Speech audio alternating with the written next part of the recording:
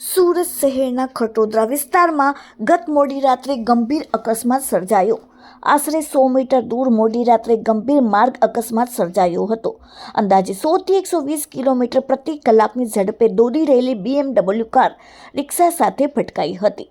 અકસ્માતમાં 31 વર્ષીય રિક્ષા ચાલક નીતિન પાટીલને ગંભીર ઈજાઓ પહોંચી હતી. માથા અને પીઠના ભાગે ગંભીર ઈજાઓ થતાં તાત્કાલિક સારવાર માટે સિવિલ હોસ્પિટલમાં દાખલ કરવામાં આવ્યા છે. હાલ તેમની સ્થિતિ પર તબીબોની નજર રાખવામાં આવી રહી છે.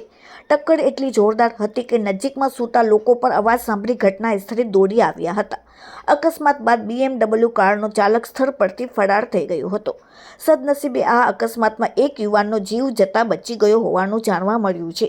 હાલ સમગ્ર ઘટનાને લઈને ખટોદરા પોલીસે વધુ તપાસ હાથ ધરી છે અને ફરાર BMW કાર ચાલકની શોધખોળ શરૂ કરી છે.